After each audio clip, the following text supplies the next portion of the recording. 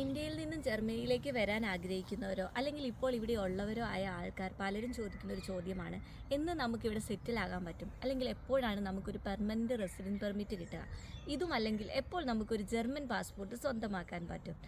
ഇപ്പോൾ പുതിയ നിയമങ്ങൾ വന്നതോടെ കാര്യങ്ങൾ കുറച്ചും കൂടി എളുപ്പമായിട്ടുണ്ട്. അപ്പോൾ നമുക്ക് നോക്കാം.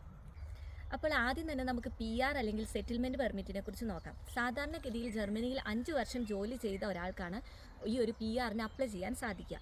പക്ഷേ നിങ്ങളൊരു സ്കിൽഡ് വർക്കർ ആണെങ്കിൽ നിങ്ങൾക്കിത് 3 വർഷം കൊണ്ട് തന്നെ നേടിയെടുക്കാം. സ്കിൽഡ് വർക്കേഴ്സ് എന്ന് പറയുമ്പോൾ പലപ്പോഴും നമുക്ക് കൺഫ്യൂഷൻ വരാറുണ്ട്.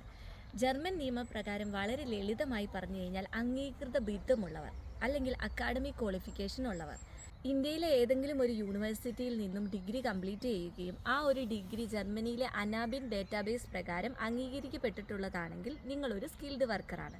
ഉദാഹരണം പറഞ്ഞു കഴിഞ്ഞാൽ എഞ്ചിനീയർമാർ, ഡോക്ടർമാർ, IT പ്രൊഫഷണൽസ് അങ്ങനെ പോകുന്നു. അതുപോലെ തന്നെ പെട്ടെന്ന് PR കിട്ടുന്ന മറ്റൊരു കാറ്റഗറിയാണ് ഈ ബ്ലൂ കാർഡ് ഹോൾഡേഴ്സ്. അതായത് ഇവിടെ വർക്ക് ചെയ്യുന്ന അതുപോലെ ഉയർന്ന സാലറി ഉള്ള പ്രൊഫഷണൽസിന് കൊടുക്കുന്ന ഒരു വർക്ക് പെർമിറ്റാണ് ഈ ബ്ലൂ കാർഡ് എന്ന് പറയുന്നത്.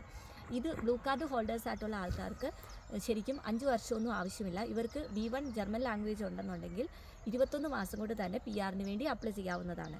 ഇനി അതല്ല, ഇവർക്ക് ജർമ്മൻ ലാംഗ്വേജ് പ്രൊഫിഷ്യൻസി ഇല്ല, ഒരു A1 ലെവലൊക്കെ ഉള്ളെങ്കിൽ അവർക്ക് ഒരു 33 മാസം കൊണ്ട് PRന് വേണ്ടി അപേക്ഷിക്കാവുന്നതാണ്. ഇനി നമുക്ക് ഈ ഒരു റെസിഡൻറ്റ് പെർമിറ്റ് കിട്ടാനായിട്ട് പൊതുവായി വേണ്ട റിക്വയർമെൻറ്റ്സ് എന്തൊക്കെയാണെന്ന് നോക്കിയാലോ. അതായത് ഫസ്റ്റ് തന്നെ ജർമ്മൻ ഭാഷാ പരിജ്ഞാനമാണ്. മിനിമം നമുക്കൊരു B1 ലെവലെങ്കിലും ജർമ്മൻ ലാംഗ്വേജ് വേണം.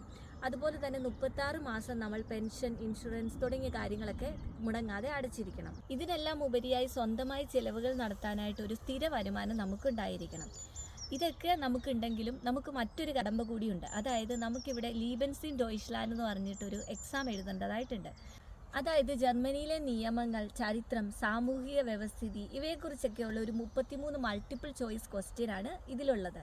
അതിൽ 17 എണ്ണം ശരിയാക്കിയാൽ നമ്മൾ ഈ എക്സാം പാസ്സാവുന്നതാണ്. ഇനി നമുക്ക് ജർമ്മൻ സിറ്റിസൺഷിപ്പിനെ കുറിച്ച് നോക്കിയാലോ.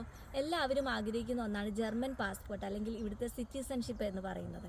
പണ്ട് ഇത് 8 വർഷം കൊണ്ടാണ് നമുക്ക് കിട്ടിയിരുന്നതെങ്കിൽ പുതിയ നിയമം അനുസരിച്ച് നിങ്ങൾ 5 വർഷം ജർമ്മനിയിൽ വർക്ക് ചെയ്തിട്ടുള്ള ആൾ ആണെങ്കിൽ അല്ലെങ്കിൽ ജർമ്മനിയിൽ താമസിക്കുന്ന ആളാണെന്നുണ്ടെങ്കിൽ നിങ്ങൾക്ക് ഈ ഒരു പാസ്പോർട്ടിന് വേണ്ടി അല്ലെങ്കിൽ ഈ ഒരു സിറ്റിസൺഷിപ്പിന് വേണ്ടി അപ്ലൈ ചെയ്യാവുന്നതാണ്. ഇനി മറ്റൊരു കാര്യമുള്ളത്, നിങ്ങൾ ജർമ്മൻ ലാംഗ്വേജിൽ പുലിയാണെങ്കിൽ, അതായത് നിങ്ങൾക്കൊരു C1 ലെവൽ ജർമ്മൻ ലാംഗ്വേജ് ഒക്കെ ഉണ്ടെന്നുണ്ടെങ്കിൽ നിങ്ങൾക്ക് 3 വർഷം കൊണ്ട് തന്നെ സിറ്റിസൺഷിപ്പിന് വേണ്ടി അപ്ലൈ ചെയ്യാവുന്നതാണ്. മറ്റൊരു സന്തോഷ വാർത്തയുള്ളത്, നമുക്ക് ഇവിടെ ഇരട്ട പൗരത്വം അല്ലെങ്കിൽ ഡ്യുവൽ സിറ്റിസൺഷിപ്പ് അനുവദനീയമാണ്. അതായത് നമുക്ക് ഇന്ത്യൻ പാസ്പോർട്ട് ഉപേക്ഷിക്കാതെ തന്നെ ജർമ്മൻ പൗരത്വം നേടാൻ സാധിക്കും. അതാണ് ഈ ഡ്യുവൽ സിറ്റിസൺഷിപ്പ് എന്ന് പറയുന്നത്. പക്ഷേ ഇവിടെ നമുക്ക് മറ്റൊരു ട്വിസ്റ്റ് ഉള്ളത്, നമ്മൾ ഇന്ത്യൻ നിയമങ്ങൾ കൂടി നോക്കണം. ഇന്ത്യയിൽ ഇത് അംഗീകരിച്ചിട്ടുണ്ടോ അല്ലെങ്കിൽ അവിടുന്ന് അത് നമുക്ക് കിട്ടുമോ എന്നുള്ളത് കൂടി നമ്മൾ നോക്കേണ്ടതാണ്.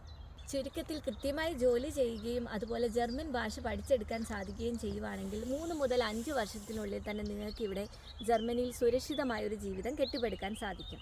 അപ്പോൾ ഇന്നത്തെ വീഡിയോ ഇത്രേ ഉള്ളൂ. കൂടുതൽ കാര്യങ്ങൾ അറിയണമെന്നുണ്ടെങ്കിൽ അല്ലെങ്കിൽ കൂടുതൽ സംശയങ്ങളുണ്ടെങ്കിൽ കമൻറ്റ് ചെയ്യാനായിട്ട് മറക്കരുത്.